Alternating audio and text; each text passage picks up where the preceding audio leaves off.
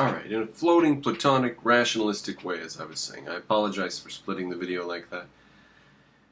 If we look at politics as a Platonist, who things are either perfect or we don't want to talk about them, then that's how we can view politics. Right? You can just dismiss the Democrats and the Republicans as neither one being platonically pristine. So, where do we live? Do we live in a platonically pristine world of forms? Or do we live in this reality? What does it mean to be objective? To be objective doesn't mean to believe in principles. Period. Full stop. It means to practice principles. Believing in them is fine. What are you going to do with the fact that not everybody believes in them? Now what are you going to do? Can you find anybody who has some semblance of agreement with you? Now, I didn't used to worry too much about this. I said, well, what does it matter if a Democrat or a Republican gets in? Doesn't matter.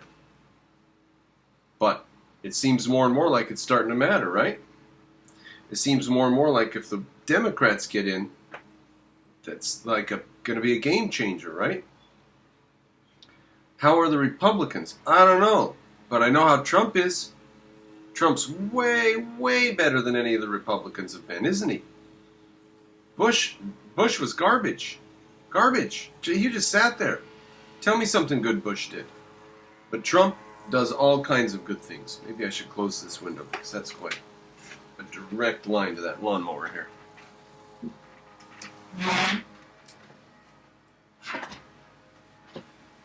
So, we practice our principles in reality. We can be principled objectivists.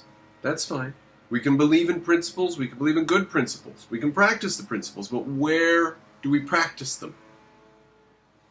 I feel like sometimes objectivists want to be so consistent that they forget that they have to pick up a hammer and just put a goddamn building together sometimes. And there's the type of person who will sit and measure and plan and measure and plan and measure and plan and never get to the building. Okay. So there's some room for reality somewhere, isn't there?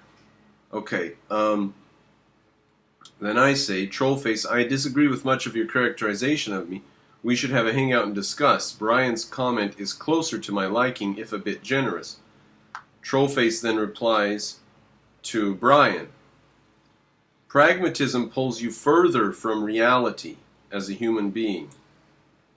Example given, a rational animal. Not sure what that means. He labels himself as an objectivist, not a pragmatist. Yes, that's right. I do label myself an objectivist. There is no right-wing big tent. Well, I guess that's what I would want to discuss with you, Trollface, if we were to do a hangout or a discussion. And that would apparently be one of the things on the menu, wouldn't it? I think I've made my case that the right wing is a mess. It is full of everybody because it is simply all the groups that the left is picking on. And that right now, that's a hell of a lot of people. The left is even kicking out its own groups, It's imploding. So the right wing, okay, so yeah, we would just have to, how do you not characterize the right wing as a big tent? There is no right wing big tent, he says. Well, is it just a right wing circus? Or is the right wing something? And these people aren't on the right wing. All these people that I mean are in the right wing big tent. Jordan Peterson and everybody who likes him. Dave Rubin and everybody who likes him. Sam Harris and a lot of people who like him. Sam Harris is very annoyed by all the pro-Trumpsters in his comment sections. Sam, you ninny. So, who are we talking about? Again, back to reality. Ideas are fine, but what are you talking about? Okay. There's no right-wing big tent. It says Trollface, the overwhelming majority of people in power and entertainment, etc., who call themselves right-wing are actually leftists, with these two words properly understood as political descriptors.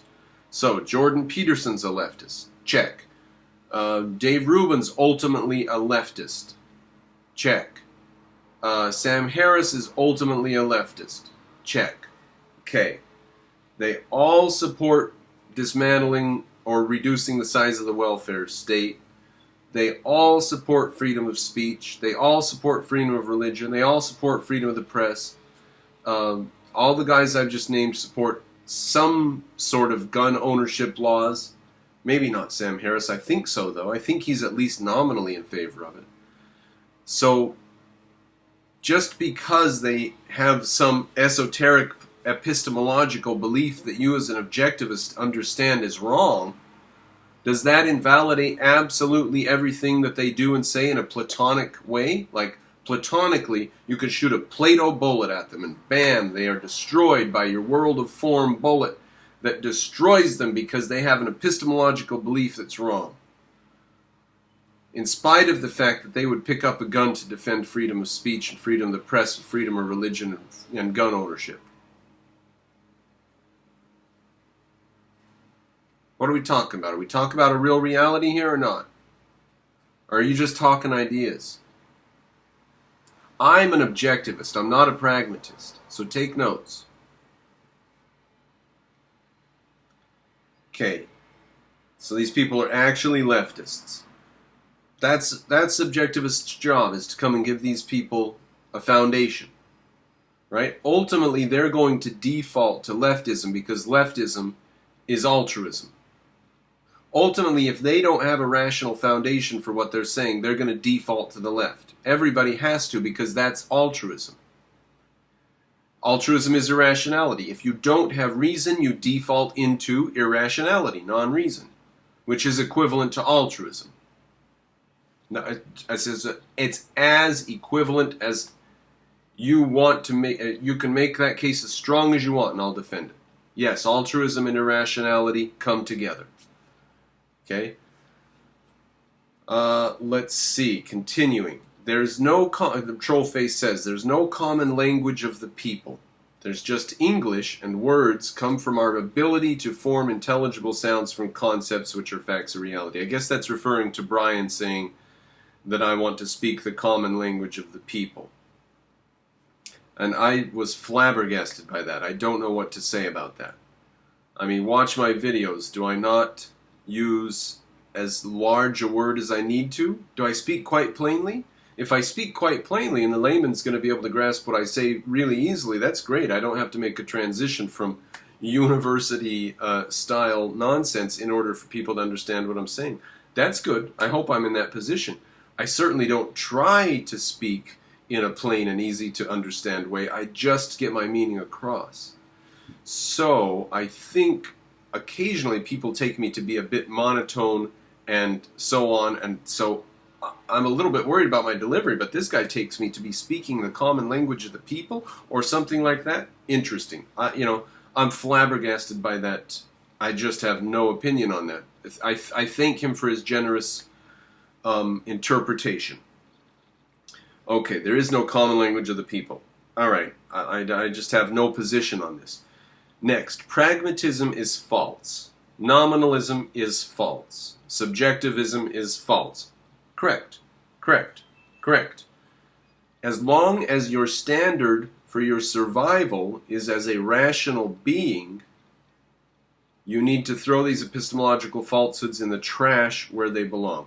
First of all, what do you mean throw them in the trash where they belong? Does that mean anybody who takes any part of subjectivism, you throw them in the trash where they belong? What do you mean by that? Like, let's concretize it. I don't think you want to concretize it. You just want this to be a philosophical floating, not connected to reality. Look, for example, as long as your standard for your survival is as a rational being. Okay, that is my standard for survival. But that's like a little bit platonic. Do I really if a Democrats start putting people into concentration camps and killing them, anyone who voted for Trump, and I get a gun and I defend my life, like, you know, where is your language going to fall on that? Where is that survival as a rational being that I'm defending, or am I just defending my damn life? All right, I think I've said enough about this. We need to be objectivists in reality. In fact, I think my computer slowed down again.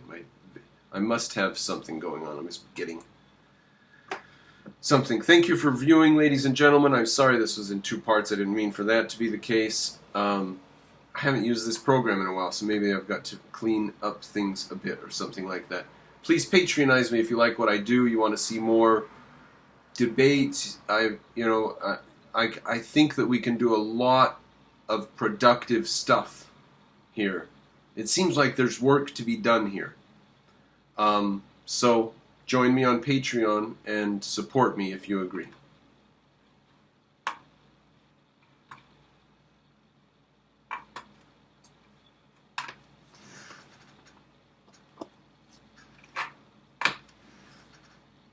This is rather...